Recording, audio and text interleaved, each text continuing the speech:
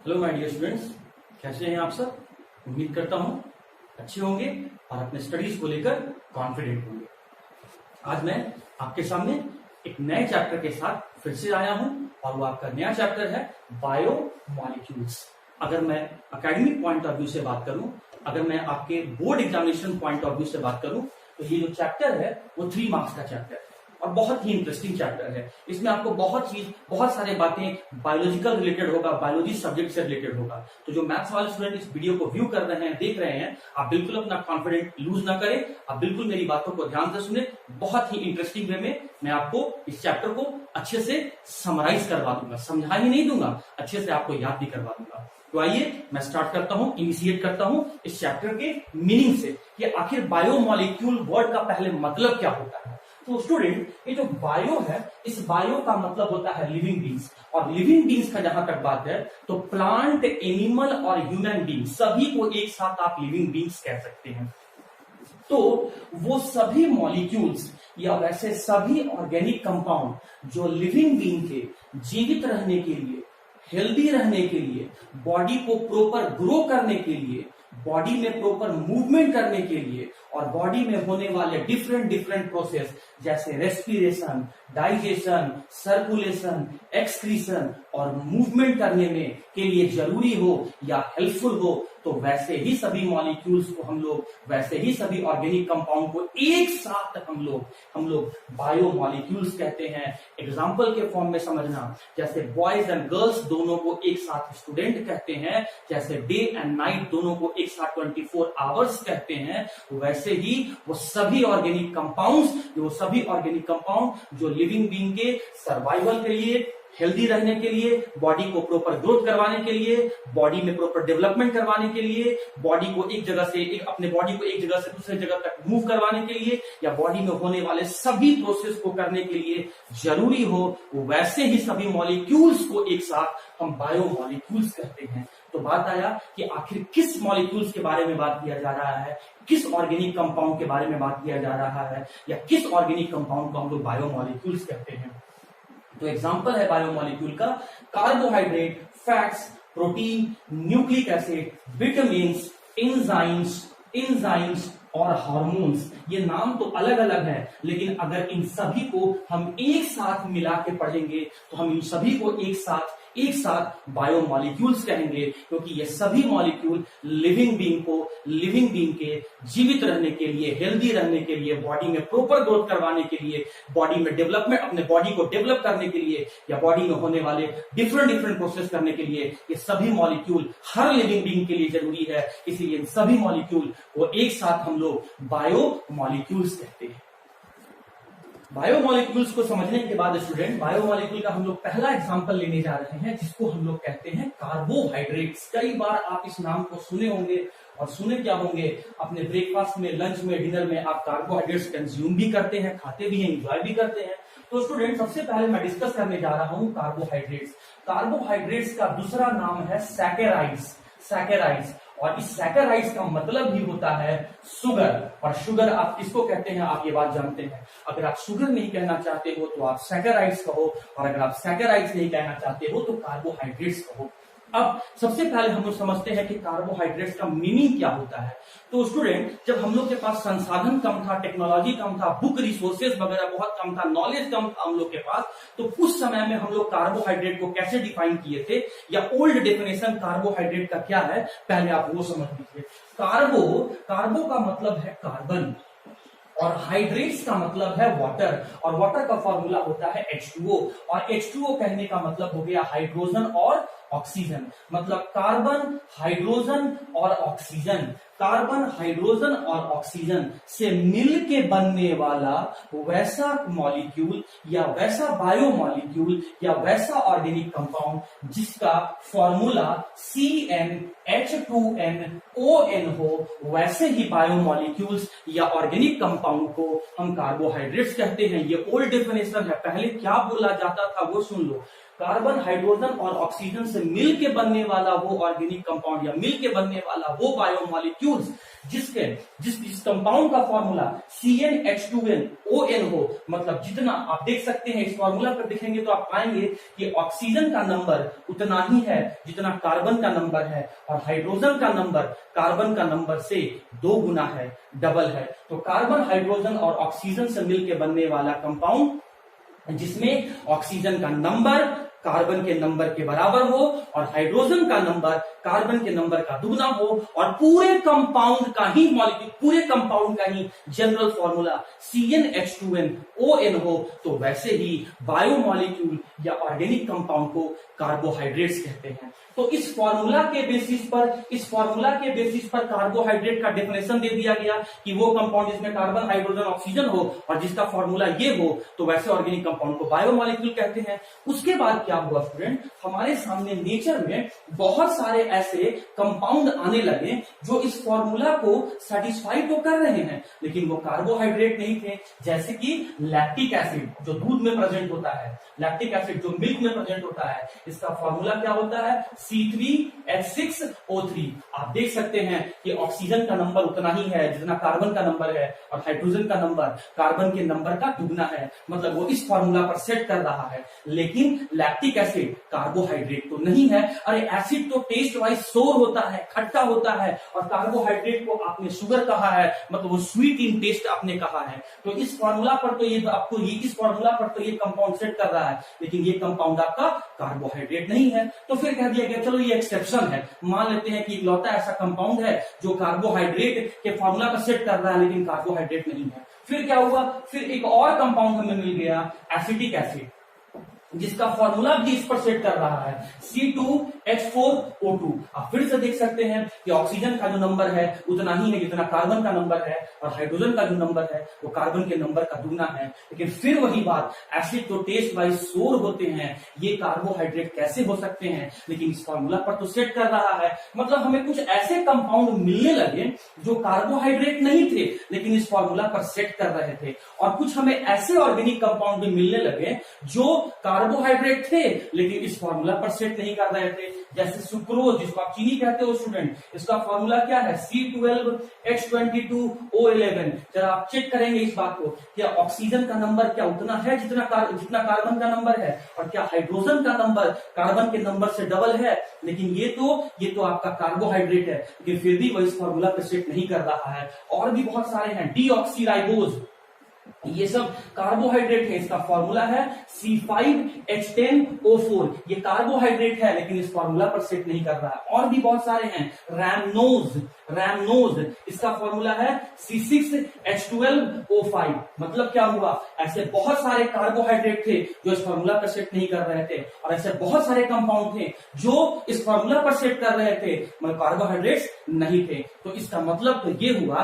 कि हमने जो डेफिनेशन फॉर्मूला को लेकर बना दिया है, जनरल फॉर्मूला को लेकर जो हम कार्बोहाइड्रेट को डिफाइन कर रहे हैं, परिभाषित कर रहे हैं, उस फॉर्मूला के अकॉर्डिंग डेफिनेशन गलत है। मतलब कार्बन, हाइड्रोजन, ऑक्सीजन से मिलकर बनने वाला कंपाउंड जिसका जनरल फॉर्मूला ये है, उसको हम लोग कार्बोहाइड्रेट कह रहे थे। तो उस हिसाब से तो ये कार्बोहाइड्रेट होना चाहिए, तो ये तो कार्बोहाइड्रेट है नहीं, और इस हिसाब से इस फॉर्मूला पर सेट नहीं कर रहा है तो ये तो कार्बोहाइड्रेट नहीं है। लेकिन ये फॉर्मूला पर सेट नहीं कर रहा है तो कार्बोहाइड्रेट नहीं होना चाहिए, लेकिन ये तो कार्बोहाइड्रेट है। इसका मतलब कि कुछ ऐसे कंपाउंड हम लोग को मिलने लगे जो कार्बोहाइड्रेट नहीं थे लेकिन फॉर्मूला पर सेट कर, डेफिनेशन को सेटिस्फाई कर रहे थे, और कुछ ऐसे कंपाउंड मिलने लगे जो कार्बोहाइड्रेट थे लेकिन डेफिनेशन को सेटिस्फाई नहीं कर रहे थे। इसका मतलब ये ओल्ड डेफिनेशन में कुछ न कुछ करेक्शन करने का जरूरत है, इस ओल्ड डेफिनेशन में कुछ न कुछ मॉडिफिकेशन या रेक्टिफिकेशन करने का जरूरत है। तो नया डेफिनेशन कार्बोहाइड्रेट का क्या दिया गया, आइए हम लोग इस बात को समझते हैं।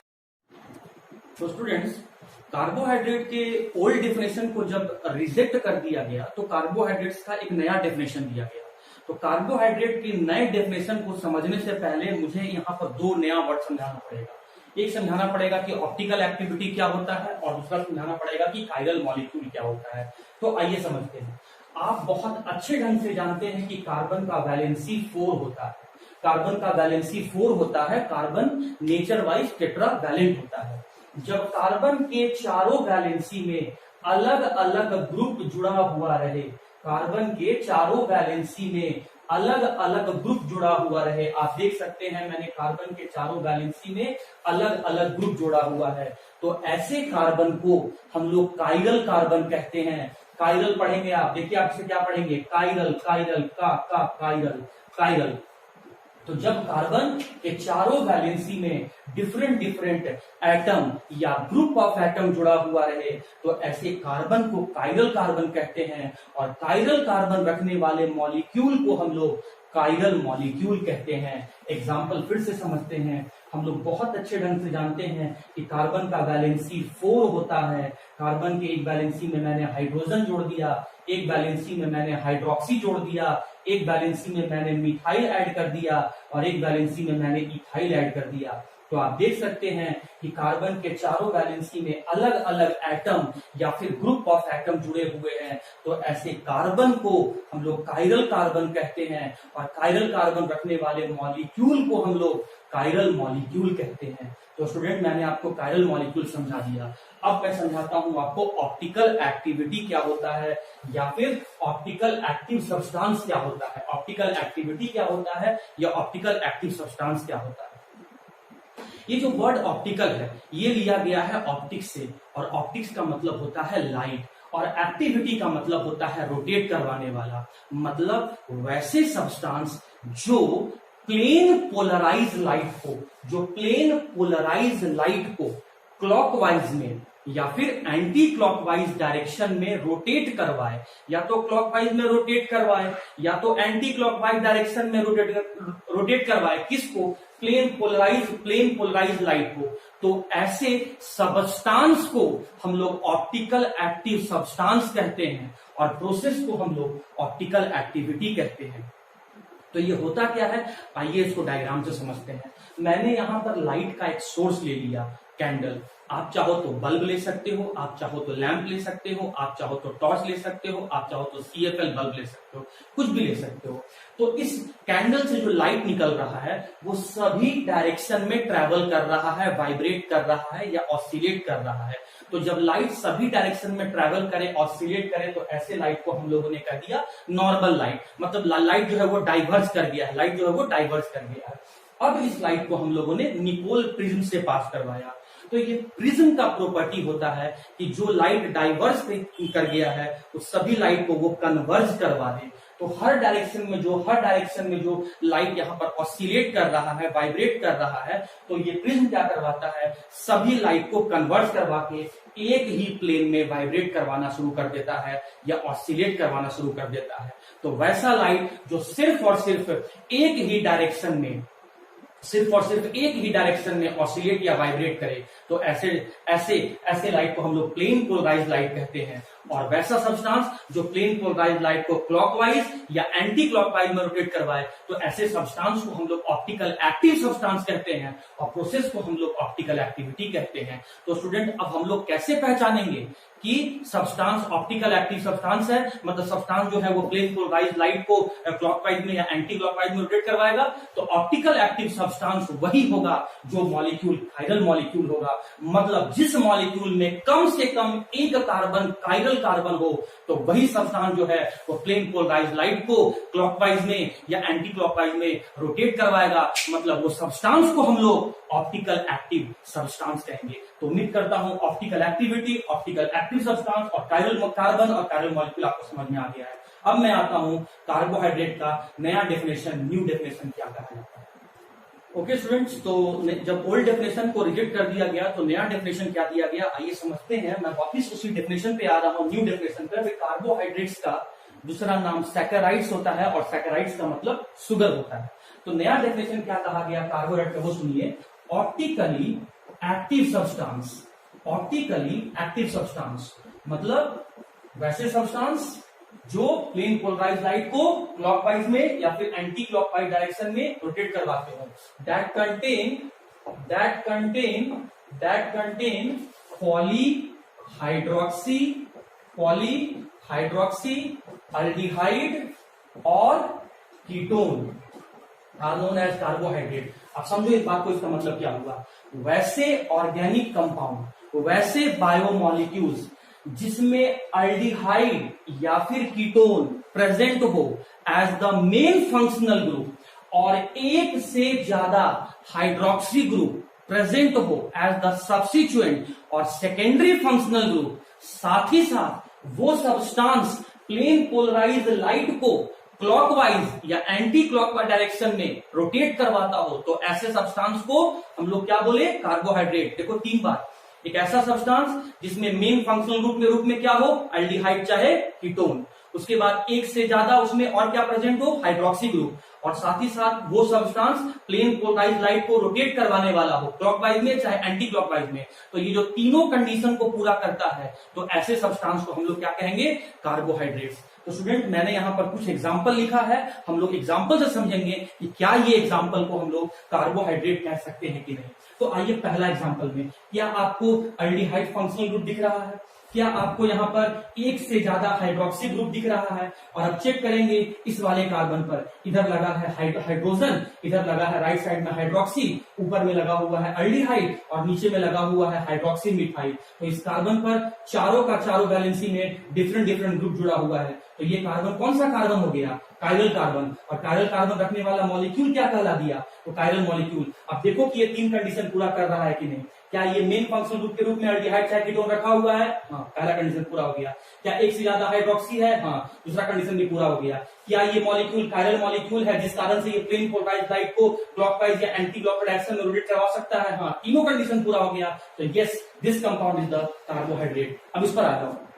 ये देखो, मेन फंक्शनल ग्रुप के रूप में कीटोन है, एक से ज्यादा हाइड्रोक्सी ग्रुप प्रेजेंट है। अब जरा हम चेक करेंगे, इस कंपाउंड को चेक करेंगे। देखिए आप ध्यान से कि यहाँ पर इस कार्बन के अलावा यहाँ पर 2 ऑक्सीजन जुड़ा हुआ है, एक यहाँ पर हाइड्रोक्सी मिथाइल जुड़ा हुआ है, एक यहाँ पर ऊपर में भी हाइड्रोक्सी मिथाइल जुड़ा हुआ है। तो ये वाला कार्बन कायरल कार्बन नहीं है, लेकिन ये दो कंडीशन को पूरा कर रहा है। एक्सेप्शनली ये ऐसा कंपाउंड है कार्बोहाइड्रेट का जो ऑप्टिकल एक्टिव नहीं होता है। बाकी इसको छोड़कर सारे कंपाउंड ऑप्टिकल एक्टिविटी होते हैं। लेकिन इस कंपाउंड को आप यहाँ पर तीसरा कंडीशन ना देख के 2 कंडीशन में चेक करो, क्या मेन फंक्शनल ग्रुप कीटोन है, एक से ज्यादा हाइड्रोक्सी ग्रुप कंटेन कर रहा है, तो yes we can say that this compound is the carbohydrate. इस पर आ जाओ। देखो नाम क्या है वो बाद में बात करेंगे, अभी आप देखिए चलो कार्बोहाइड्रेट डेफिनेशन क्या होता है। क्या मेन फंक्शनल ग्रुप के रूप में एल्डिहाइड है? क्या एक से ज्यादा हाइड्रोक्सी ग्रुप प्रेजेंट है? अब चेक करो ऑप्टिकल एक्टिव है कि नहीं। ऑप्टिकल एक्टिव होने के लिए क्या होना चाहिए? कायरल कार्बन होना चाहिए। जरा यहाँ पर चेक करना, एक तरफ हाइड्रोजन, दूसरी तरफ हाइड्रोक्सी, ऊपर में एल्डिहाइड और नीचे में ये पूरा इतना बड़ा ग्रुप अटैच है। इसका मतलब ये वाला कार्बन क्या है? कायरल कार्बन है। यहाँ चेक करो, इधर हाइड्रोक्सी, इधर मिथाइल, ऊपर में ये वाला सेगमेंट और नीचे में ये 3 सेगमेंट है। तो इसका मतलब ये भी कार्बन आपका कायरल कार्बन है। तो आप देख सकते हैं कि पहला condition functional group, main functional group aldehyde है। दूसरा कंडीशन एक से ज्यादा हाइड्रोक्सी प्रेजेंट है। तीसरा कंडीशन कायरल कार्बन होने के कारण से ये सब्सटेंस ऑप्टिकल एक्टिव है, मतलब प्लेन पोलराइज्ड लाइट को क्लॉकवाइज या एंटी क्लॉकवाइज रोटेट करवा सकता है। तो ये मॉलिक्यूल को हम लोग कहेंगे कार्बोहाइड्रेट। यहाँ देखो मेन फंक्शनल ग्रुप क्या है? कीटोन है, एक से ज्यादा हाइड्रोक्सी ग्रुप प्रेजेंट है और साथ ही साथ यहाँ पर जो कार्बन प्रेजेंट है वो आपका कायरल कार्बन है। कैसे? आप यहाँ पर चेक करो, इस पर चेक करो, एक तरफ क्या जुड़ा हुआ है? हाइड्रोक्सी, एक तरफ क्या जुड़ा हुआ है? हाइड्रोजन, ऊपर में देखो ये ग्रुप है और नीचे में देखो ये ग्रुप जुड़ा हुआ है। इसका मतलब देख सकते हो आप, चारों इस कार्बन के चारों वैलेंसी में डिफरेंट ग्रुप जुड़े हुए हैं। इसका मतलब ये वाला कार्बन आपका क्या है? कायरल कार्बन है। तो ये ऐसा मॉलिक्यूल है जिसमें मेन फंक्शनल ग्रुप कीटोन है और एक से ज्यादा हाइड्रोक्सी प्रेजेंट है, साथ ही साथ ये ऑप्टिकल एक्टिव मॉलिक्यूल है। तो हम कह सकते हैं दिस मॉलिक्यूल या दीज मॉलिक्यूल्स आर कार्बोहाइड्रेट। तो कार्बोहाइड्रेट के लिए डेफिनेशन के लिए मैंने क्या बताया? मेन फंक्शनल ग्रुप के रूप में एल्डिहाइड या कीटोन हो, एक से ज्यादा हाइड्रोक्सी ग्रुप प्रेजेंट हो और वो सब्सटेंस कैसा हो? ऑप्टिकल एक्टिव सब्सटेंस हो, मतलब प्लेन पोलराइज्ड लाइट को रोटेट करवाने वाले हो। तो तीनों कंडीशन को पूरा करने वाले वैसे बायो मॉलिक्यूल को हम लोग क्या कहते हैं? कार्बोहाइड्रेट। इसका दूसरा नाम क्या है? सैकेराइड, या इसको हम लोग और क्या कहते हैं? ओके स्टूडेंट्स, तो कार्बोहाइड्रेट्स का डेफिनेशन को समझने के बाद अब हम लोग आ रहे हैं क्लासिफिकेशन ऑफ कार्बोहाइड्रेट, जिसको आप कह सकते हैं डिवीजन ऑफ कार्बोहाइड्रेट्स, कि कार्बोहाइड्रेट्स को बांटा गया है।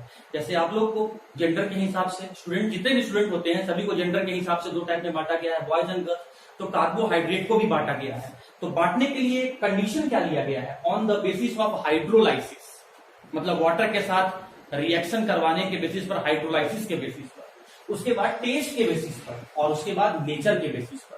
तो ये फ्लो चार्ट आपके नोट्स में नहीं है, इसे आप अपने नोट्स में रफ में नोट डाउन कर लेंगे। तो हाइड्रोलाइसिस के बेसिस पर कार्बोहाइड्रेट 3 टाइप के होते हैं, मोनोसैकेराइड, ऑलिगोसैकेराइड और पॉलीसैकेराइड। टेस्ट के हिसाब से कार्बोहाइड्रेट 2 टाइप के होते हैं, शुगर और नॉन शुगर। और नेचर के हिसाब से जो होते हैं वो होता है रिड्यूसिंग शुगर और non reducing sugar.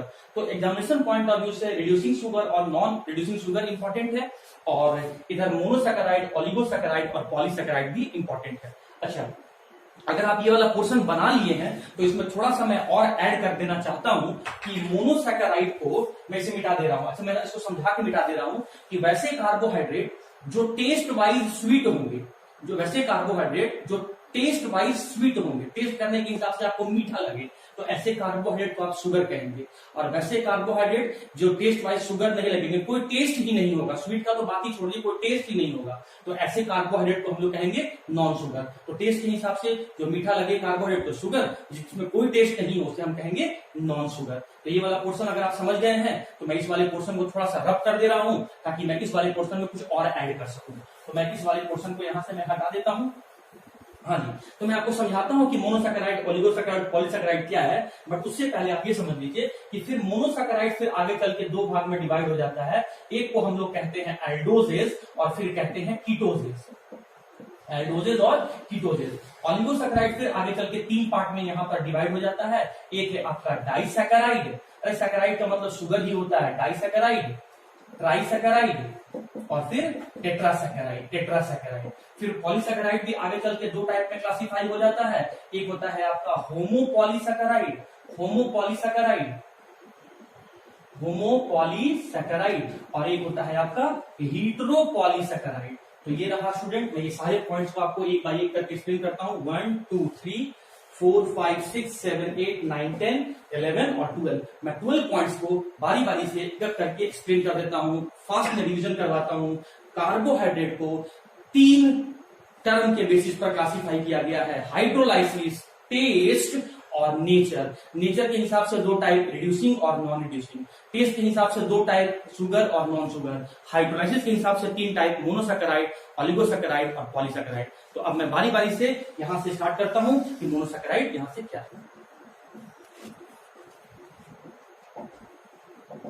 Okay students, तो सबसे पहले उन 12 पॉइंट्स में से मैं सबसे पहला पॉइंट स्टार्ट करने जा रहा हूं, मोनोसैकेराइड। देखो, मोनो का मतलब होता है वन और सैकेराइड का मतलब होता है शुगर। मतलब ऐसे कार्बोहाइड्रेट जो सिर्फ और सिर्फ एक ही शुगर मॉलिक्यूल के मिलने से बने हो, वैसे कार्बोहाइड्रेट जो सिर्फ और सिर्फ एक ही शुगर मॉलिक्यूल के मिलने से बने हो, ऐसे कार्बोहाइड्रेट को हम लोग कहते हैं मोनोसैकेराइड। उसके बाद फिर आता है ओलिगोसैकेराइड, ओलिगोसैकेराइड, ओलिगोसैकेराइड।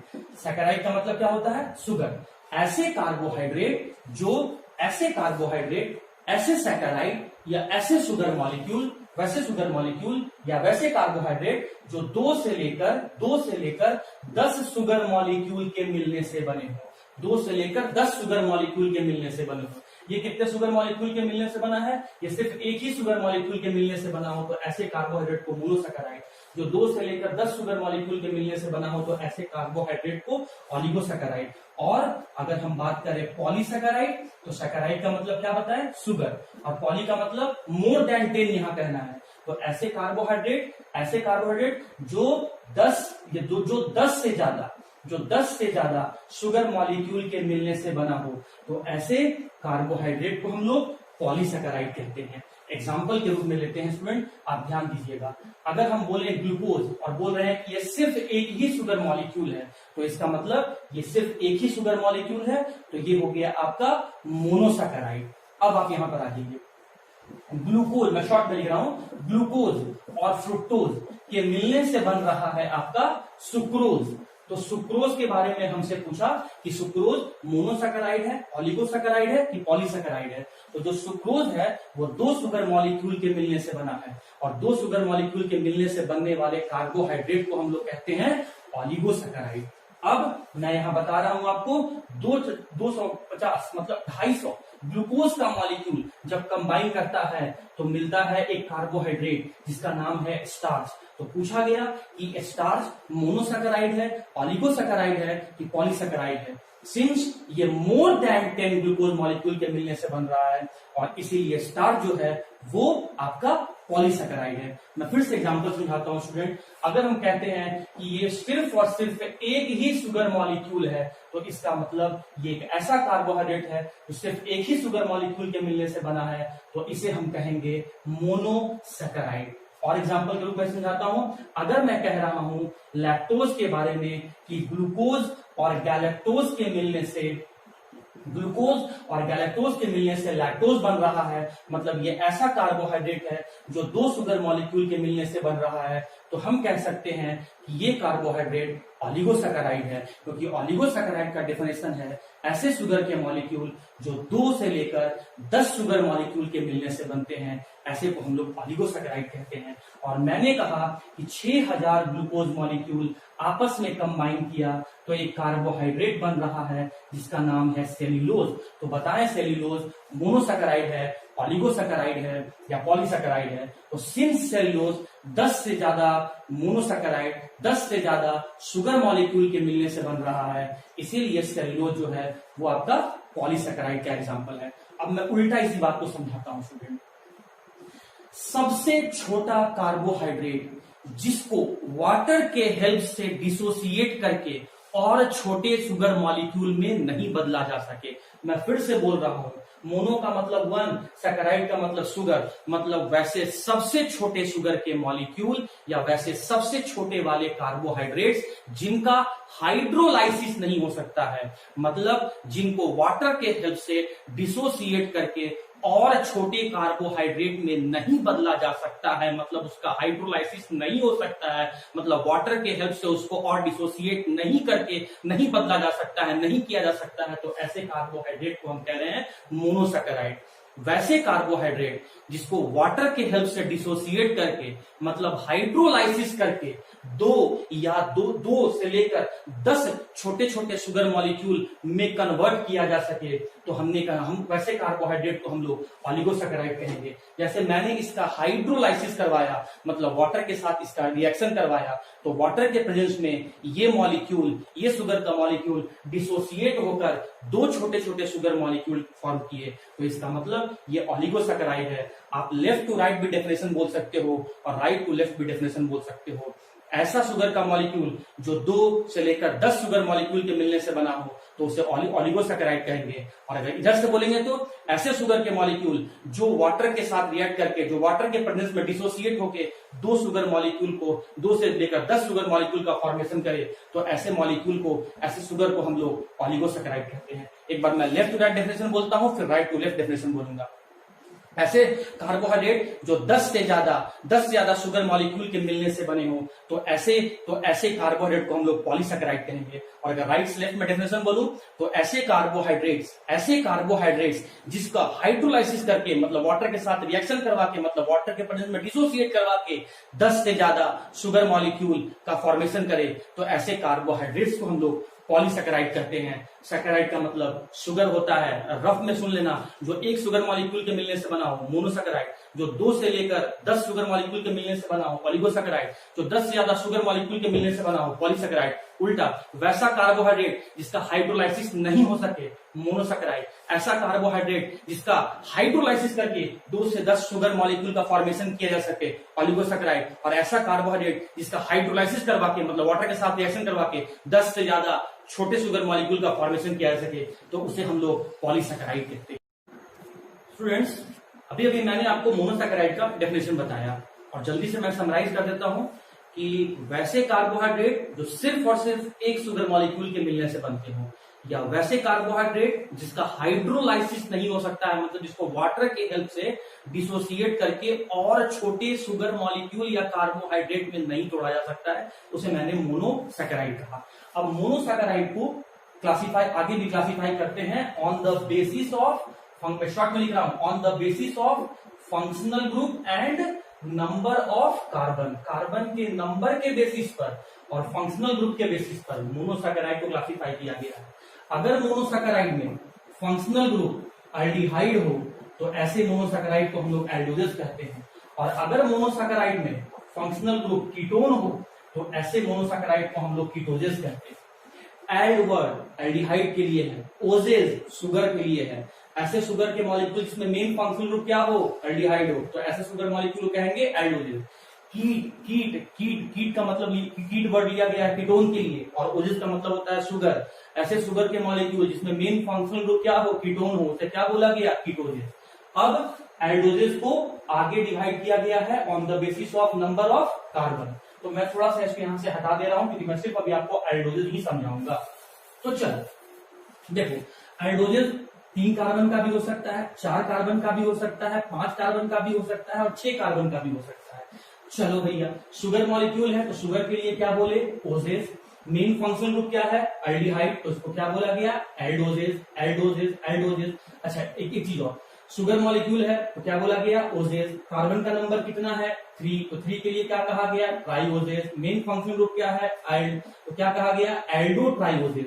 मतलब ऐसे शुगर के मॉलिक्यूल जिसमें 3 कार्बन हो और मेन फंक्शनल ग्रुप एल्डिहाइड हो, उसे हम कहेंगे एल्डो ट्राइओजेस। फिर से आ जाओ, शुगर मॉलिक्यूल है तो क्या बोलेंगे, ओजेस। कार्बन का नंबर कितना है, 4, तो क्या बोलेंगे, टेट्रोजेस टेट्रोजेस टेट्रा टेट्रा टेट्रा, एक को मैंने हटा दिया, टेट्रोजेस। और मेन फंक्शनल ग्रुप क्या है, एल्डिहाइड, तो क्या नाम हो गया इसका पूरा, एल्डो टेट्रोजेस। फिर से आ जाओ, 5 कार्बन के लिए शुगर मॉलिक्यूल है, शुगर के लिए क्या बोलेंगे, ओजेस। 5 कार्बन के लिए क्या बोलेंगे, पेंटा, और पेंटा का ए हट गया, क्यों ए हट गया, क्योंकि ए और ओ दो वॉवेल है, दो वॉवेल एक साथ कभी नहीं आएंगे, पेंटोजेस। 5 कार्बन के लिए पेंट, शुगर के लिए ओजेस। मेन फंक्शनल ग्रुप क्या है, एल्डिहाइड, तो क्या नाम उसका हो गया, एल्डो पेंटोजेस। शुगर मॉलिक्यूल है, शुगर मॉलिक्यूल के लिए क्या कहा गया, ओजेस। 6 कार्बन के लिए क्या कहा गया, हेक्सा। हेक्सा लिखा तो ए वॉवेल है, ओ वॉवेल है, ए हट गया, तो फिर क्या बचा, हेक्स। और एल्डिहाइड फंक्शनल ग्रुप क्या बोलेंगे इसको, एल्डो हेक्सोजेस। अब आ जाओ, ये था तुम्हारा नेम, ये था आपने नेम बताया, ये था आपका नंबर ऑफ कार्बन। अपने कॉपी में बना लेना, ये नहीं बना हुआ होगा, सुन लो। अब आ जाओ इसका जनरल फॉर्मूला। जनरल फॉर्मूला तो स्टूडेंट आपको मैं पहले बता चुका हूं कि कार्बोहाइड्रेट का जनरल फॉर्मूला होता है CnH2nOn। मतलब ऑक्सीजन का नंबर कितना होगा, जितना कार्बन का नंबर होगा, और हाइड्रोजन का नंबर कितना होगा, कार्बन के नंबर का दुगना। और कौन कौन एलिमेंट प्रेजेंट होगा, कार्बन, हाइड्रोजन, ऑक्सीजन। तो अगर मैं एल्डो ट्राइओजेस का जनरल फॉर्मूला लिखूं, तो मुझे पता है कि भाई कार्बन, हाइड्रोजन और ऑक्सीजन होगा।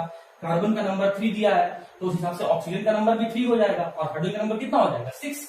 अच्छा, फिर से अगर मैं इस एल्डो टेट्रोजेस का फॉर्मूला लिखूं तो क्या क्या लिखूंगा, अगर ये कार्बोहाइड्रेट है तो कार्बन, हाइड्रोजन और ऑक्सीजन तो होगा ही होगा, और 4 कार्बन है तो C4, और कार्बन का नंबर 4 है तो हाइड्रोजन का नंबर कितना हो जाएगा, इसके अकॉर्डिंग 8 हो जाएगा, ऑक्सीजन का नंबर कितना हो जाएगा, 4 हो जाएगा।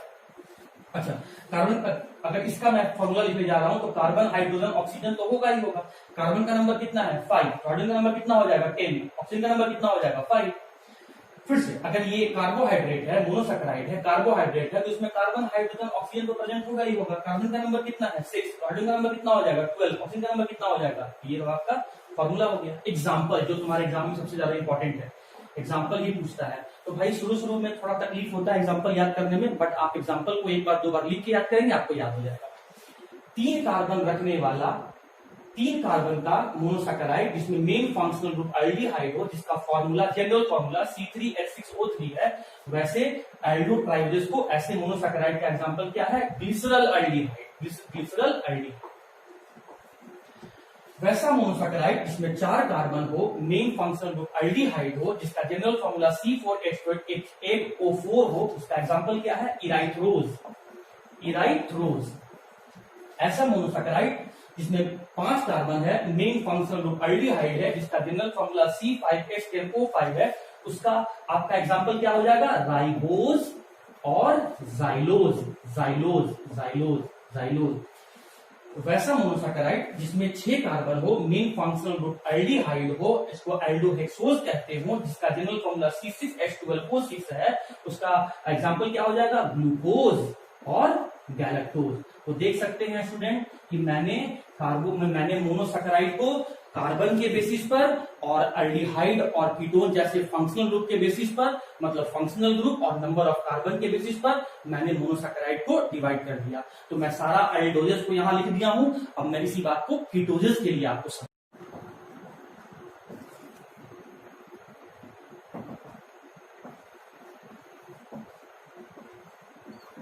तो स्टूडेंट एल्डोजेस पढ़ने के बाद हम लोग कीटोजेस पर आ गए, और कीटोजेस का मतलब तो आप समझते ही होंगे, ऐसे मोनोसैकेराइड जिसमें मेन फंक्शनल ग्रुप क्या हो, कीटोन हो। अरे भैया हाइड्रोक्सी ग्रुप तो रहेगा ही रहेगा, उसको तो बोलना ही नहीं है, लेकिन मेन फंक्शनल ग्रुप क्या रहेगा, कीटोन रहे, एक से ज्यादा हाइड्रोक्सी ग्रुप रहे, और वो सब्सटेंस कैसा हो, प्लेन पोलराइज लाइट को रोटेट करवाने वाला हो, मतलब ऑप्टिकल एक्टिव सब्सटेंस हो, उसी को ना हम लोग कार्बोहाइड्रेट कह रहे थे। बट कार्बोहाइड्रेट में भी क्या पढ़ रहे हैं, मोनोसैकेराइड पढ़ रहे हैं, मतलब ऐसा शुगर के बारे में पढ़ रहे हैं जिसको वाटर की हेल्प से और छोटे कार्बोहाइड्रेट में तोड़ा नहीं जा सकता, मतलब जिसका हाइड्रोलाइसिस नहीं किया जा सकता। और हम लोग खासम खास उस मोनोसैकेराइड के बारे में पढ़ रहे हैं जिसमें मेन फंक्शन ग्रुप क्या है, कीटोन है। तो इसमें भी कार्बन का नंबर कितना हो सकता है, 3 हो सकता है, 4 हो सकता है, 5 हो सकता है, 6 हो सकता है। अब आ जाइए, इसका नाम क्या हो जाएगा, उसी अकॉर्डिंग इसका जनरल फॉर्मूला क्या हो जाएगा, और उसी अकॉर्डिंग इसका एग्जाम्पल क्या हो जाएगा। और स्टूडेंट आपके एग्जाम में एग्जाम्पल ही पूछता है, ये जो मैं फ्लो चार्ट बनवा रहा हूं ये आपके नोट्स में नहीं है, इसे आप बना लेंगे। चलो, आपको ये बात बहुत अच्छे ढंग से पता है कि भाई कार्बोहाइड्रेट का जनरल फॉर्मूला होता है CnH2nOn, मतलब 3 एलिमेंट से मिलके बनता है कार्बोहाइड्रेट। तो अगर मैं पहले नाम में बात करूं तो नाम क्या हो जाएगा, शुगर मॉलिक्यूल है तो शुगर के लिए क्या कहा गया, ओजेस। कितना कार्बन का शुगर है, 3 कार्बन का, तो क्या हो जाएगा, ट्राइओजेस। और मेन फंक्शनल ग्रुप क्या है, कीटोन, तो क्या हो जाएगा, कीटो ट्राइओजेस, कीटो ट्राइओजेस। फिर से आ जाओ, कार्बन का नंबर कितना है, 4, शुगर है ना, तो शुगर के लिए क्या बोला गया है, ओजेस। कितना कार्बन है, 4 के लिए क्या कहा गया, टेट्रा। ए क्या हो गया, ए को हटा दिया, क्यों हटा दिया, क्योंकि ए भी वॉवेल है और ओ भी वॉवेल है, 2 वॉवेल एक साथ नहीं लिख सकते, तो टेट्रोजेस। और उसमें मेन फंक्शनल ग्रुप क्या है, कीटोन है, तो कीटोन के लिए क्या लिखा, कीटो, पूरा वर्ड क्या बन गया, कीटो टेट्रोजेस। फिर से आ जाओ, शुगर मॉलिक्यूल पढ़ रहे हो तो क्या लिखोगे नाम में, ओजेस। कितने कार्बन का शुगर को पढ़ रहे हो, 5 कार्बन का, 5 कार्बन के लिए क्या बोलोगे, पेंटा। पेंटा का ए नहीं लिखोगे, क्यों नहीं लिखोगे, क्योंकि वॉवेल है, 2 वॉवेल एक साथ नहीं आता है, इसलिए अगर ओ लिखे हो तो ए को हटना पड़ेगा, पेंटोजेस। और मेन फंक्शन क्या है, कीटोन है, तो क्या हो जाएगा, कीटो पेंटोजेस। फिर से आ जाओ, शुगर मॉलिक्यूल के लिए क्या लिखोगे, ओजेस। 6 के लिए नंबर ऑफ कार्बन 6 रहता है, तो क्या पढ़े हो, हेक्सा।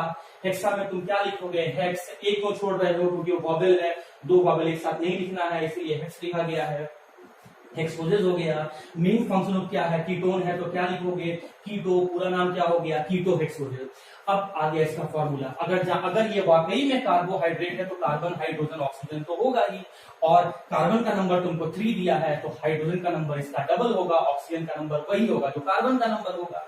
अगर ये कार्बोहाइड्रेट और 3 एलिमेंट जरूर होगा, कार्बन हाइड्रोजन ऑक्सीजन। अगर कार्बन का नंबर 4 है तो हाइड्रोजन का नंबर 8 होगा, ऑक्सीजन का नंबर 4 होगा। अगर ये वाकई में कीटो पेंटोजेस कार्बोहाइड्रेट है तो कार्बन हाइड्रोजन ऑक्सीजन तो होगा ही होगा।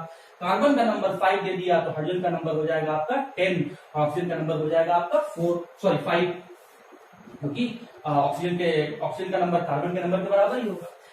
अगर ये कार्बोहाइड्रेट है तो भाई कार्बन हाइड्रोजन और ऑक्सीजन तो होगा ही होगा। कार्बन का नंबर 6 हो गया तो हाइड्रोजन का नंबर 12 हो जाएगा और ऑक्सीजन का नंबर कार्बन के बराबर होगा, ये 6 हो जाएगा।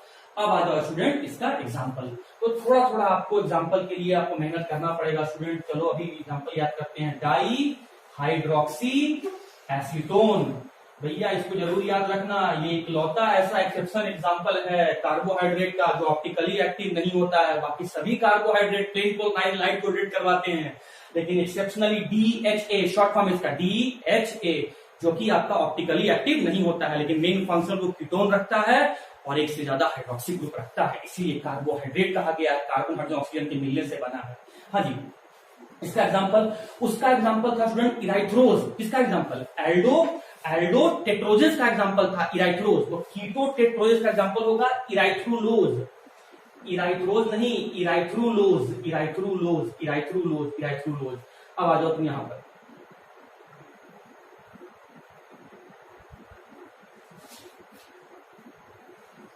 फाइव था, मैं 5 लिख देता हूं यहाँ पे। हाँ जी, रुकावट के लिखे थे। अच्छा जी, तो आप कीटो पेंटोजेस का एग्जांपल लिखने जा रहे हैं तो स्टूडेंट उसमें किसमें, एल्डो पेंटोजेस में क्या एग्जांपल था, राइबोज।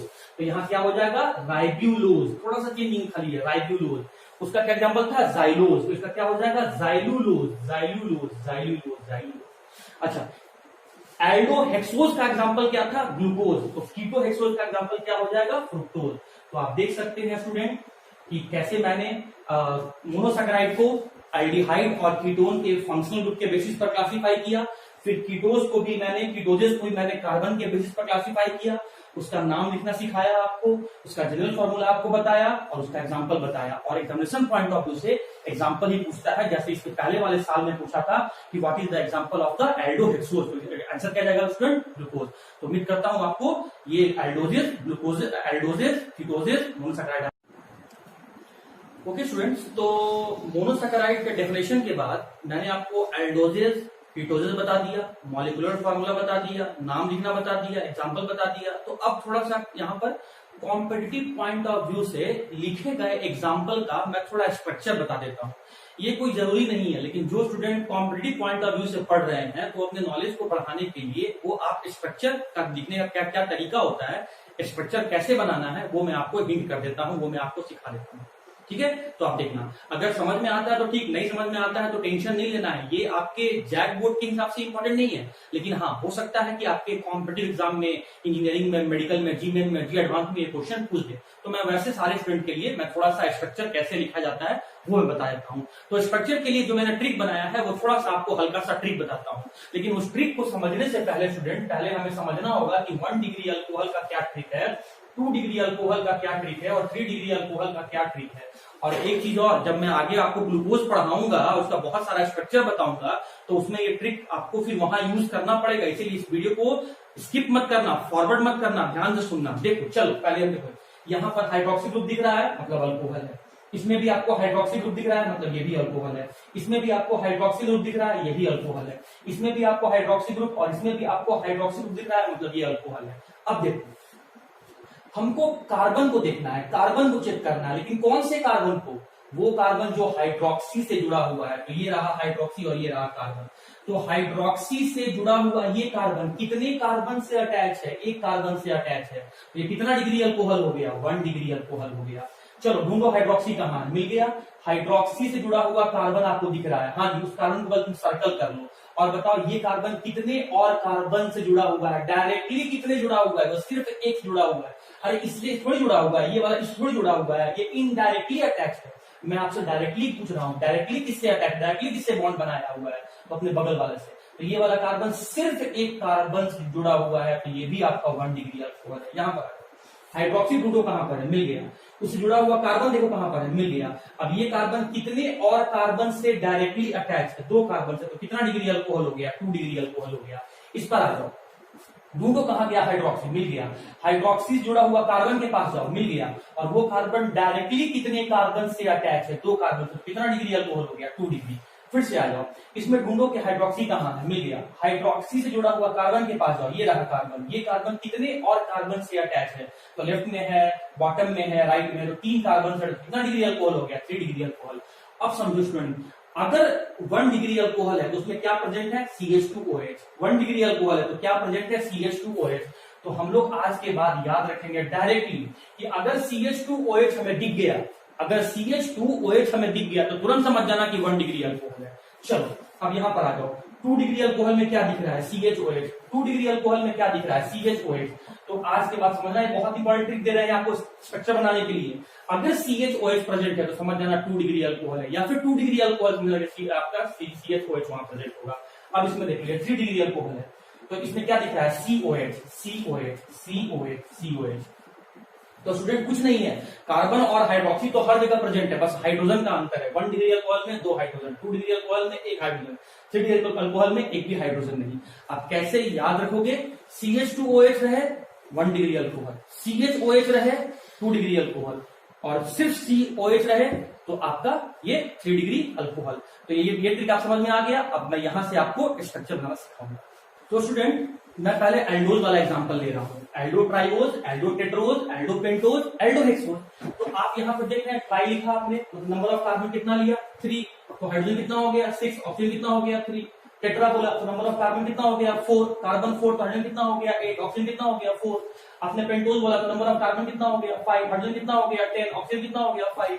आपने हेक्सोज बोला नंबर ऑफ कार्बन कितना हो गया? 6। हाइड्रोजन कितना हो जाएगा? 12। ऑक्सीजन कितना हो जाएगा? 6। अब आ जाओ इसका एक एग्जांपल। इसका एग्जांपल क्या है आपका? Glycerol aldehyde. ठीक है, एग्जांपल आप याद कर लेना, आप देखो स्ट्रक्चर पे गौर करना। इसका एग्जांपल क्या था स्टूडेंट? इराइथ्रोज। इराइथ्रोल। इसका एग्जांपल क्या था? Ribose, ribose. और इसका एग्जांपल क्या था आपका? जो ग्लूकोज। अब मुझे ये 4 स्ट्रक्चर आपको बनाना सिखाना है और एग्जामिनेशन पॉइंट ऑफ व्यू से तो भैया ग्लूकोज वेरी वेरी इंपॉर्टेंट है, बट फिर भी मैं जल्दी में एक बार आपको इसका स्ट्रक्चर बताता हूँ। अच्छा, जब आप इन दोनों को ट्राइओजेज और टेट्रोजेज का फॉर्मूला को कंपैरिजन करोगे स्टूडेंट, तो देखो क्या दिख रहा है? नंबर ऑफ कार्बन कितना बढ़ रहा है? 1। नंबर ऑफ हाइड्रोजन कितना बढ़ जा रहा है? 2। और नंबर ऑफ ऑक्सीजन कितना बढ़ रहा है? O, मतलब CH2O। फिर इधर इसमें से टेट्रोजेस को पेंटोजेस के साथ कंपैरिजन करो तो तुमको क्या दिख रहा है? नंबर ऑफ कार्बन कितना बढ़ रहा है? 1। हाइड्रोजन में कितने का डिफरेंस है? 2। ऑक्सीजन में कितने का डिफरेंस है? 1। अच्छा, पेंटोज को हेक्सोज के साथ कंपैरिजन करो, कार्बन कितना बढ़ जा रहा है? 1। हाइड्रोजन कितना बढ़ रहा है? 2। ऑक्सीजन कितना बढ़ रहा है? 1। मतलब ट्राइओजेस का टेट्रोजेस से या टेट्रोजेस का पेंटोजेस से या पेंटोजेस का हेक्सोजेस से जाने पर मुझे एक कार्बन, 2 हाइड्रोजन और 1 ऑक्सीजन का डिफरेंस दिख रहा है। तो तुम इसको 3 भाग में बांट लो, लेफ्ट मिडिल और राइट। 3 भाग में पहले तुम बांट लेना। ट्रिक को समझना मेरा, लेफ्ट मिडिल और राइट को बांट लेना। सेंट्रल एलिमेंट कौन है भैया इसमें? कार्बन, तो मिडिल में कार्बन को रख देना। अब हाइड्रोजन और ऑक्सीजन बच गया, तो अब कैसे करना है? एक हाइड्रोजन को आपको लेफ्ट में रखना है और राइट में जो बच गया जाके उसको रख दो। तो राइट में क्या बच गया? एक ऑक्सीजन और एक हाइड्रोजन। मैं फिर से बोल रहा हूं, अरे मेरे भाई, एक का स्ट्रक्चर समझ लो, बाकी सबका स्ट्रक्चर उसी एक से बन जाएगा। कैसे? एक से दूसरे पर जाने पर, ट्राइओज से टेट्रोज पर जाने पर या टेट्रोज से पेंटोज पे जाने पर, पेंटोज का हेक्सोज में जाने पर कितने मॉलिक्यूलर जनरल फॉर्मूला में कितने का डिफरेंस आ रहा है? CH2O का डिफरेंस आ रहा है, मतलब एक कार्बन, 2 हाइड्रोजन और 1 ऑक्सीजन का डिफरेंस आ रहा है। तो इसको तुम ऐसे करके बांट लो, लेफ्ट में, मिडिल में, राइट में। सेंट्रल एलिमेंट कौन? कार्बन, तो उसको मिडिल में रखना। अब क्या बच गया? हाइड्रोजन और ऑक्सीजन। हाइड्रोजन को किधर रखना? लेफ्ट में रखना, लेफ्ट में रखना, लेफ्ट में रख दिया। अब क्या क्या बच गया? उसको उठा के राइट में रख दो, तो ये हो गया आपका हाइड्रोक्सी। मतलब 3 भाग में बांट दिए हैं, लेफ्ट में हाइड्रोजन, मिडिल में कार्बन और राइट में हाइड्रोक्सी। अब इस हिसाब से मैं यहाँ पर आपको स्ट्रक्चर बनाना शुरू कर रहा हूं। चलो, मैं स्टार्ट किया यहाँ पर ग्लिसरॉल एल्डिहाइड से। ग्लिसरॉल एल्डिहाइड, तो देखो भैया, functional group, main functional group क्या है? एल्डिहाइड। तो एल्डिहाइड मैंने यहाँ पर लिख दिया।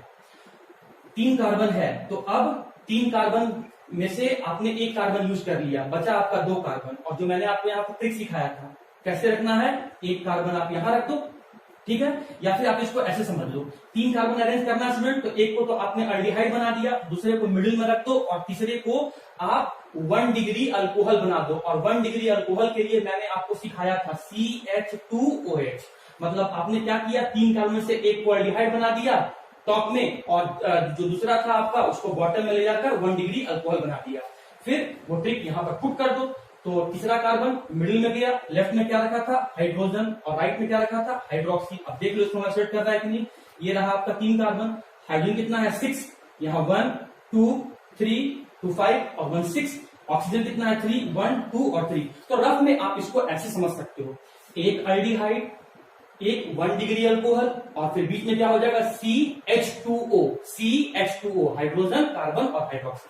अच्छा, इसमें यहां से तुम जब यहां जा रहे हो तो डिफरेंस कितने का आएगा? CH2O का डिफरेंस आएगा, ये डिफरेंस आएगा। पहले क्या रखोगे? मेन फंक्शनल ग्रुप क्या दिख रहा है? एल्डिहाइड, तो एल्डिहाइड को ऊपर रखोगे। हेड किसका बनाओगे? एल्डिहाइड का। टेल किसका बनाओगे? 1 डिग्री अल्कोहल का। सही है? अब आ जाओ, अब बाकी जो बेड वाला पोर्शन है या बाकी जो मिडिल वाला पोर्शन है वो किससे बनाओगे? 2 डिग्री अल्कोहल से बनाओगे। 2 डिग्री अल्कोहल से बनाओगे। 2 डिग्री अल्कोहल से कैसे? क्या 2 डिग्री अल्कोहल को क्या लिखते थे? CHOH। देखो मैं यहाँ रफ में लिख रहा हूँ, 1 डिग्री अल्कोहल को क्या लिखते थे? CH2OH। 2 डिग्री अल्कोहल को क्या लिखते थे? CHOH। ठीक है भैया, तो इराइथ्रोज का स्ट्रक्चर में हम जा रहे हैं। हेड किसका बना दिए? एल्डिहाइड का। टेल किसका बना दिए? 1 डिग्री अल्कोहल का। अब 2 कार्बन हो गया, और कितना कार्बन बच रहा है? 2 कार्बन बच रहा है, तो दोनों कार्बन को 2 डिग्री अल्कोहल बना दो, मतलब CHOH लिख दिए। तो भैया CHOH लिख दिए, CHOH लिख दिए और इसको जोड़ दिए, ये बन गया हम लोग का इराइथ्रोज का। इसमें भी वही काम करना है। ग्लिसरॉल एल्डिहाइड में पहले बनाना हेड किसका? मेन फंक्शनल ग्रुप एल्डिहाइड का। फिर बनाना टेल किसका? हाइड्रोक्सी का, मतलब सब्स्टिट्यूएंट का, मतलब सेकेंडरी फंक्शनल ग्रुप का। कितना डिग्री अल्कोहल? 1 degree alcohol. और मिडिल पोर्शन किससे बना देना? मिडिल पोर्शन बना देना 2 डिग्री अल्कोहल से। चलो यहाँ पे आते हैं, राइबोज में हम आते हैं। राइबोज में आते हैं, एल्डिहाइड है ना, तो हेड किसका बनाओगे? एल्डिहाइड का बना दिए। टेल किसका बनाओगे? 1 डिग्री अल्कोहल का बना दिए। हेड और टेल के बाद क्या बचा? बॉडी। और बॉडी, बॉडी किसका बनाना है 2 डिग्री अल्कोहल का। कितना कार्बन था 5 कार्बन था, कितना यूज कर लिया 2 यूज कर लिया, बचा कितना 3। तो बॉडी में कितना कार्बन आएगा 3, 1 2 और 3। कैसे ने बताया था 2 डिग्री अल्कोहल CHOH। हाइड्रोजन कहाँ रहेगा लेफ्ट में, बाकी हाइड्रोक्सी कहाँ जाएगा राइट में, हाइड्रोजन कहाँ रहेगा लेफ्ट में और हाइड्रोक्सी कहाँ जाएगा राइट में, हाइड्रोजन कहाँ रहेगा लेफ्ट में, हाइड्रोक्सी कहाँ जाएगा राइट में। तो ये रहा स्टूडेंट। तो मैं आपको बहुत आसानी से आपको ये मैं स्ट्रक्चर आपको यहाँ पे बता दिया हूँ। अब उसमें आ जाओ, फिर वही बात हेक्सोज, हम हेक्सोज का एग्जांपल में आ गए। ग्लूकोज हेड किससे बनाओगे मेन फंक्शनल ग्रुप से। कौन है यहाँ पर एल्डिहाइड है, तभी तो एल्डो हेक्सोज लिखे हो। टेल किससे बनाओगे 1 डिग्री अल्कोहल से। क्या लिखोगे CH2OH। अब बनाना है बॉडी, बॉडी में टोटल कार्बन कितना है 6, कितना यूज कर लिया 2, बचा कितना 4, मतलब बॉडी में कितना कार्बन आएगा 4 आएगा। और वो किस फॉर्म के आएगा, वो आएगा 2 डिग्री अल्कोहल का। तो चलो 2 डिग्री अल्कोहल CHOH मतलब यहाँ पर CHOH कितनी बार 4 टाइम्स, CHOH 2 होगा, CHOH ये 3 हुआ, CHOH ये 4 हो गया। तो आप देख सकते हो हेड एल्डिहाइड का, टेल 1 डिग्री अल्कोहल का और 4 कार्बन जो बचा वो 2 डिग्री अल्कोहल का बना। एक थोड़ा सा करेक्शन है स्टूडेंट ग्लूकोज वाला में कि जो 3rd कार्बन होता है उसका अरेंजमेंट बाकी सभी से डिफरेंस होता है। मतलब इसमें OH आपका लेफ्ट में होगा और हाइड्रोजन आपका राइट में होगा। बाकी इसके स्ट्रक्चर में कोई प्रॉब्लम नहीं है। अब मैं एक बार आपको फिर से समझा देता हूं, समझना बात को। आपको एल्डिहाइड लेना है, 1 डिग्री अल्कोहल लेना है और 2 डिग्री अल्कोहल लेना है। एल्डिहाइड से हेड बनाना है, 1 डिग्री अल्कोहल से टेल बनाना है और जो बच गया बॉडी का आपको बनाना है 2 डिग्री अल्कोहल से बनाना है। हेड किसका एल्डिहाइड का, टेल किसका 1 डिग्री अल्कोहल का, बॉडी किसका 2 डिग्री अल्कोहल का। हेड किसका एल्डिहाइड का, टेल किसका 1 डिग्री अल्कोहल का, बॉडी किसका 2 डिग्री अल्कोहल का। हेड किसका एल्डिहाइड का, टेल किसका 1 डिग्री अल्कोहल का, बॉडी किसका 2 डिग्री अल्कोहल का। इसका स्ट्रक्चर में हेड किसका एल्डिहाइड का, टेल किसका 1 डिग्री अल्कोहल का और बॉडी किसका 2 डिग्री अल्कोहल का। क्या 2 डिग्री अल्कोहल CHOH कितनी बार 4 बार, 1 2 3 4 बार। ध्यान ये रखना है कि जो 3rd कार्बन है 3rd कार्बन में HOH का अरेंजमेंट सेकंड वाले से थोड़ा सा अलग होगा। मतलब सेकंड वाले में H अगर लेफ्ट में है तो 3rd वाले में राइट में जाएगा, सेकंड वाले में OH अगर राइट में है। ओके स्टूडेंट्स, तो एल्डो ट्राइओजेज, एल्डो टेट्रोजेज, एल्डो पेंटोजेज और एल्डो हेक्सोजेज का मैंने आपको नंबर ऑफ कार्बन बताया शुरू में, जनरल फॉर्मूला उसका, फिर एग्जांपल और स्ट्रक्चर मैंने बता दिया। अब मैं आता हूं कीटो वाले में, कीटोज वाले में। तो कीटोज नाम क्यों पड़ा था, फंक्शनल ग्रुप के कारण से। Ketone as the main functional group के कारण से। ओज मतलब क्या होता है, शुगर होता है। अच्छा, इसमें भी मैंने बताया था 3 carbon 4 carbon 5 carbon 6 carbon. 3 carbon वाले का नाम क्या था, कीटो ट्राइओजेज। 4 कार्बन वाले का नाम क्या था, कीटो टेट्रोजेज। 5 कार्बन वाला कीटोन का क्या नाम था, कीटो पेंटोजेज। और 6 कार्बन वाले ketone main functional group monosaccharide का क्या नाम था, कीटो हेक्सोजेज। तो अगर फॉर्मूला की बात करें तो इसमें कार्बन का नंबर 3 है तो हाइड्रोजन का नंबर 6, ऑक्सीजन का नंबर 3। अगर कार्बन का नंबर 4 है तो हाइड्रोजन का नंबर 8, ऑक्सीजन का नंबर 4। अगर ये कार्बन का नंबर 5 है तो हाइड्रोजन का नंबर 10, ऑक्सीजन का नंबर भी 5 होगा। और अगर यहाँ कार्बन का नंबर 6 है तो हाइड्रोजन का नंबर 12, ऑक्सीजन का नंबर 6 होगा। अगर आप देखोगे स्टूडेंट तो देखो ध्यान से देखो, यहाँ पर कितने कार्बन का डिफरेंस आ रहा है, 1 कार्बन का। कितने हाइड्रोजन का डिफरेंस आ रहा है, 2 हाइड्रोजन का। कितने ऑक्सीजन का डिफरेंस आ रहा है, 1 ऑक्सीजन का। फिर यहां से यहां देखो कितने कार्बन का डिफरेंस आ रहा है, 1 कार्बन। कितने हाइड्रोजन का डिफरेंस आ रहा है, 2 हाइड्रोजन। और कितने ऑक्सीजन का डिफरेंस आ रहा है, 1 ऑक्सीजन। मतलब आगे भी देखोगे तो आपको CH2O का डिफरेंस आएगा, 1 कार्बन 2 हाइड्रोजन और 1 ऑक्सीजन का। तो एक चीज इसमें मैं बताना चाहता हूं जो मैं आगे चल के यहाँ मिटा दूंगा, कि आपको यहाँ पर हेड बनाना है, टेल बनाना है और कीटोन वाले में एक छोटा सा चीज और जोड़ना है student, backbone. Backbone, backbone. Head बनेगा, टेल बनेगा, बॉडी बनेगा। सुनो, ध्यान सुनो, हेड बनेगा, टेल बनेगा, बॉडी बनेगा, लेकिन कीटोन वाले में एक बैकबोन बनाना है। और बैकबोन किसका बनाना है, मेन फंक्शनल ग्रुप का। तो सुन लो पहले, देखो इसको हम लोग एल्डिहाइड कहते हैं और इस फंक्शनल ग्रुप को हम लोग कीटोन कह रहे थे। आप देख सकते हैं एल्डिहाइड में एक ही फ्री वैलेंसी है, इसीलिए एल्डिहाइड मोनोवैलेंट होता है। कीटोन में 2 फ्री वैलेंसी है, इसीलिए कीटोन डाइवैलेंट होता है। कीटोन एल्डिहाइड जो है, एल्डिहाइड मोनोवैलेंट होने के कारण से हर बार हेड बन रहा था, लेकिन कीटोन आपका डाइवैलेंट है, इसलिए कभी वो हेड नहीं बन सकता है। क्योंकि अगर आप हेड बना के छोड़ दोगे तो एक वैलेंसी तो फ्री रह जाएगा। तो इसीलिए जब कभी कीटोन को बनाना तो हमेशा यहाँ पर बैकबोन बनाना, बैकबोन बनाना। तो बैकबोन किसका बनाना भैया, कीटोन का। मैं यहाँ लिख दे रहा हूँ कीटोन का। और हेड और टेल किसका बनाना, 1 डिग्री अल्कोहल का बनाना, 1 डिग्री अल्कोहल का बनाना। और बॉडी किसका बनाना, 2 डिग्री अल्कोहल का बनाना। स्ट्रिक्ट के अकॉर्डिंग स्टूडेंट आप सारे कुछ को यहाँ सॉल्व कर सकते हैं। आपको किसी भी कीटोन का बनाना है तो ये ट्रिक से बनाना, हेड, बैकबोन, बॉडी और टेल। बैकबोन क्यों बोल रहा हूं, हमारे शरीर में सबसे इंपॉर्टेंट क्या है, बैकबोन। अगर बैकबोन टूट जाएगा स्टूडेंट तो ना आप चल पाएंगे, ना आप बैठ पाएंगे, आप कोई भी डेली यूज का काम नहीं कर पाएंगे। तो बैकबोन, तो यहाँ हमारा बैकबोन जो हमारे शरीर में सबसे इंपॉर्टेंट, तो इस कंपाउंड सबसे इंपॉर्टेंट क्या है, उसका मेन फंक्शन ग्रुप, और वो क्या है आपका कीटोन। तो बैकबोन बनाना कीटोन का, और हेड और टेल किससे बनाना, 1 डिग्री अल्कोहल का, और बॉडी किससे बनाना, 2 डिग्री अल्कोहल का। तो इसी ट्रिक को मैं इसका यूज करूंगा इसके स्ट्रक्चर को बनाने के लिए। तो आइए मैं देखता हूं। चलिए, तो यहाँ पर रहा 3 कार्बन है, तो चलो भैया 3 कार्बन में क्या बोला, सबसे पहले मैं क्या बनाऊंगा, हेड बनाऊंगा। हेड के लिए क्या बोला था, 1 डिग्री अल्कोहल, तो ये मैंने लिख दिया 1 डिग्री अल्कोहल। टेल मैंने बना दिया 1 डिग्री अल्कोहल। उसके बाद मैं कहा जा रहा हूं, मैं जा रहा हूं आपका सीधा आपका यहाँ पर बैकबोन में। हेड बनाना, टेल बनाना, फिर बैकबोन में आना, और बैकबोन बनाने के बाद कुछ बच जाए तो यहाँ तुम बॉडी में जाना। तो हेड बनाया, 1 कार्बन गया, टेल बनाया, 1 और कार्बन चला गया, बचा कितना आपका, 3 कार्बन से 2 गया, बचा कितना 1, क्या बनाओगे, बैकबोन। तो बैकबोन बनाने के लिए क्या जोड़ोगे, फंक्शन ग्रुप। कौन सा फंक्शन ग्रुप, कीटोन। तो ये रहा आपका कीटोन। तो ये बन गया आपका कीटो ट्राइओजेस का। अब आ जाओ आपका कीटो केटोजेस का। मेन फंक्शन ग्रुप क्या है, कीटोन है, मतलब 4 ट्रिक में था, हेड, टेल, बैकबोन, और तब बनाना हमको बॉडी। हेड किसका बनाएंगे, 1 डिग्री अल्कोहल का। टेल भी किसका बनाएंगे, 1 डिग्री अल्कोहल का। फिर उसके बाद क्या बनाओगे, बैकबोन। बैकबोन किससे बनाओगे, कीटोन का। ये बना दिया मैंने कीटोन का बैकबोन। डाइवैलेंट एक्चुअली, इसलिए मैंने डाइवैलेंट दिखा दिया। अब कार्बन बच रहा है क्या, 1 2 3 कार्बन हुआ, बच रहा है क्या, हाँ 1 कार्बन बच रहा है। तो वो 1 कार्बन को कैसे बनाओगे, 2 डिग्री अल्कोहल। क्या लिखते हो, CHOH। H किधर जाएगा, लेफ्ट में, OH किधर जाएगा, राइट में। बन गया, कितना सिंपल है यार। आ जाओ कीटो पेंटोजेस, कैसे बनाओगे, हेड, टेल, बैकबोन, तब जाओगे बनाओगे आप इसका बॉडी। हेड किससे बनाओगे, 1 डिग्री अल्कोहल। टेल भी किससे बनाओगे, 1 डिग्री अल्कोहल। फिर क्या बनाओगे, बैकबोन बनाओगे। बैकबोन कैसे बनाओगे, कीटोन से, बन गया। फिर देखो क्या और भी कार्बन बच रहा है क्या, अगर बचे तो बॉडी बनाओ, नहीं बचे तो छोड़ देना। अपने यहाँ पर 5 कार्बन है, 3 ही हुआ है, मतलब 2 कार्बन बच रहा है, तो दोनों कार्बन को कैसा बनाओगे, 2 डिग्री अल्कोहल। कैसे लिख दो, CHOH। HC तो लिख दिया, H कहाँ गया, लेफ्ट में, OH एक ही सेक्शन हुआ, दूसरा भी बचा हुआ है, तब CHOH। H किधर जाएगा, लेफ्ट में, OH किधर जाएगा, राइट में, बाकी छोड़ दो, बन गया। अब आता हूं स्टूडेंट, मैं उसका कीटोहेक्सोजेस में आता हूं। ध्यान से सुनना, बहुत इजी ट्रिक, और कितना आसानी से आपने सारे स्ट्रक्चर को सीख लिया। हाँ जी, कीटोहेक्सोजेस है, कैसे बनाएंगे, हेड, टेल, तब बैकबोन, तब बॉडी। हेड किससे बनेगा, 1 डिग्री अल्कोहल से, कैसे लिखोगे, CH2OH। टेल किससे बनेगा, 1 डिग्री अल्कोहल, कैसे बनेगा, CH2OH। फिर क्या लिखोगे, बैकबोन। बैकबोन किससे बनेगा, कीटोन से, क्या फॉर्मूला होता है, CO। डाइवैलेंट होता है, 2 वैलेंसी लिखा दिया आपने।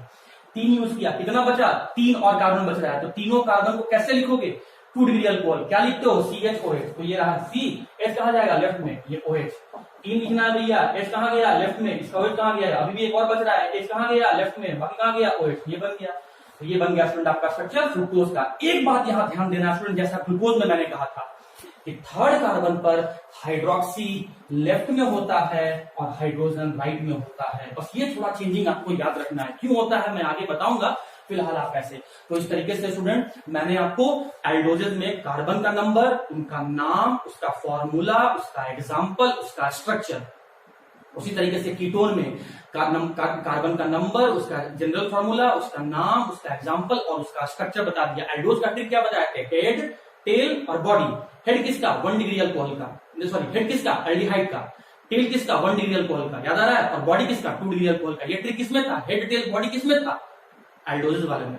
कीटोज में क्या था, हेड, टेल, बैकबोन और बॉडी। हेड टेल किसका था, 1 डिग्री अल्कोहल का था। बैकबोन किसका था, कीटोन फंक्शन ग्रुप का था, और बॉडी किसका था, 2 डिग्री अल्कोहल का था। 1 डिग्री अल्कोहल कैसे लिखते हो, CHOH। C तो कहां लिखोगे, मिडिल में, H कहां लिखोगे, लेफ्ट में, OH कहां लिखोगे, राइट में। तो स्टूडेंट अपने से आप बना के देखना, और मैंने जो आपको बताया ये आपके लेवल से बहुत ऊपर का चीज था, लेकिन मैंने आपको स्ट्रक्चर तक बता दिया। एग्जाम्पल आपके एग्जाम में पूछता है, मैंने आपको स्ट्रक्चर तक बता दिया। उम्मीद करता हूं यहां तक आपको समझ में आ गया होगा। स्टूडेंट आज के लिए हम लोग का इतना ही था, फिर हम लोग यहीं से कल मिलेंगे। लेकिन जब कभी बैठो वीडियो देखने के लिए तो प्लीज एक पेपर और पेन लेके बैठो, और वीडियो को फास्ट फॉरवर्ड करके नहीं देखना, और जहां डाउट हो मुझसे जरूर व्हाट्सएप के थ्रू या आप कॉल करके पूछ सकते हैं। आज के लिए इतना ही था।